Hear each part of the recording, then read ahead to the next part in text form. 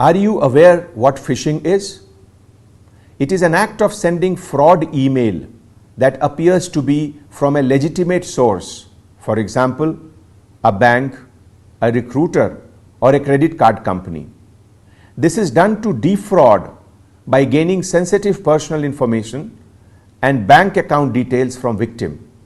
Few safety measures that you should follow are: do not respond to messages from unknown source requesting personal or financial details, even if it assures credit of money into your bank account.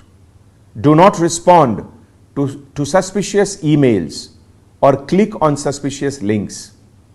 Do not transfer money to any untrusted or unknown account. If you are a victim of cybercrime, dial helpline number 1930 and register your complaint at www.cybercrime.gov.in. I am following CyberDost on social media. You do the same. Be vigilant. Be cyber safe.